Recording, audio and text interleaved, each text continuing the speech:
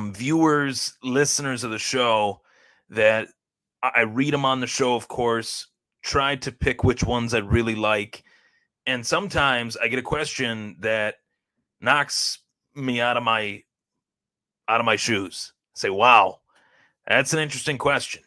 This is one of those questions. And this is a question that was asked to me by a longtime viewer and longtime listener of the show, Mike Gallardi. He asked me for a Diaz Brothers career retrospect.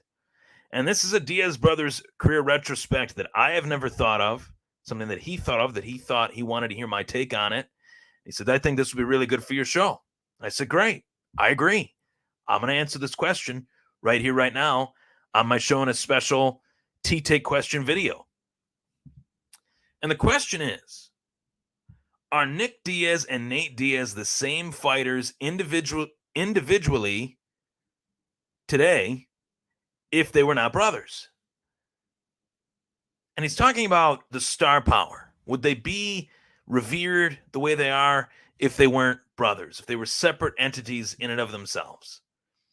And I think they are a package deal. There's no doubt about it. Nick Diaz, Nate Diaz, what you see is what you get. They grew up, same neighborhood, same house, same Stockton, California, 209. We know all that. We know that these guys are true fighters. And what I mean by that is that they're born to fight. They're born to be in the UFC, born to be jiu-jitsu teachers, born to be mixed martial artists. Some are, most are not. And those two guys were born to compete in this sport. And largely, maybe, just maybe, you wouldn't have one without the other.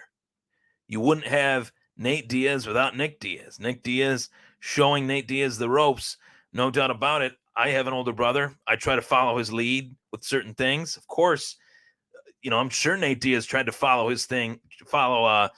Nick Diaz's lead with certain things, largely fighting, largely embarking on a mixed martial arts career. Hey, my older brother's doing it. He's pretty good at it. He knows the ins and outs of the sport. He's a few years older than me. He's seen a few things more than I have. Maybe if I follow him along the path, I'll be on his level. And Nate Diaz, to his credit, has this humbleness about him because over the last 5 years especially, 6 years especially, 7 years especially, Nate Diaz has become a much bigger star than Nick Diaz because Nick Diaz took a 6-year break.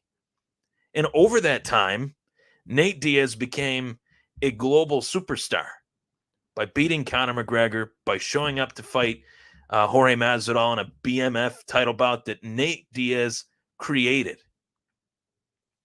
The question is, are they the same fighters individually today if they were not brothers? I think they are.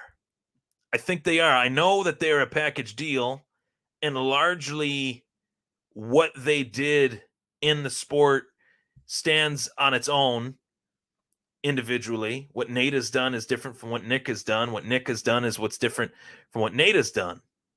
What Nick did at that time in the sport is what Nick did. What Nate did at the time in the sport is what Nate did. They carved out their own roles despite being brothers. And that's why I think they would be the same fighters, because although they did it together behind the scenes, they did it very separately on the scene. Nick Diaz was running roughshod through Strikeforce welterweight division. He was fighting guys like Paul Daly when Paul Daly was in his prime, putting on an instant classic with him. He's fighting guys like Ken Shamrock back in the day, putting on a classic fight with him.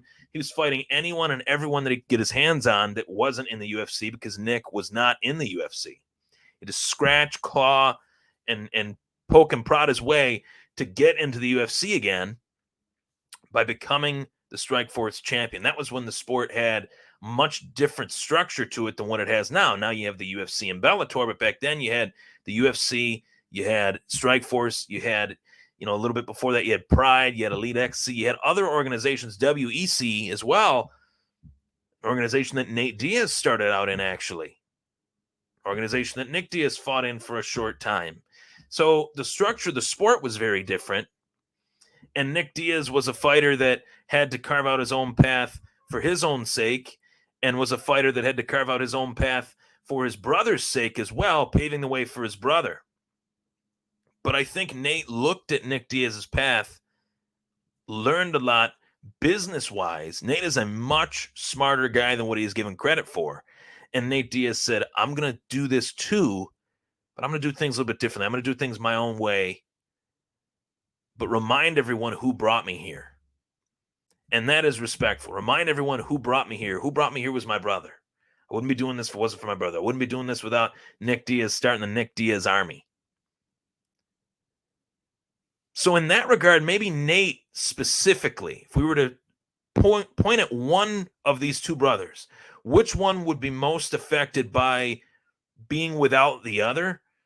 I think Nate would actually be more greatly affected by not having Nick Diaz than Nick would be by not having Nate in terms of their fighting careers. Personally, I think in their personal lives, Nick Diaz probably needs Nate a lot more. And I think that's due to the fact that Nick Diaz is a much more genuine type personality that needs people around him that he can trust. And Nate is one of the few people that he can trust. Nate Diaz is one of those people that he is more of a loner than Nick, I feel. And that's an interesting dynamic of this question as well. They'd be the same fighters individually. We're talking career-wise. I think career-wise, they both carved out their own paths with the help of one another, but they were still able to carve out their own paths. Personally, I think in their personal lives, I should say, that Nate doesn't really seem to need Nick anymore. He's been there. He's done that with him. Right now, Nick getting back into the fight game, fighting Robbie Lawler a couple weeks back. He needed Nate to be there. He needed Nate for the support.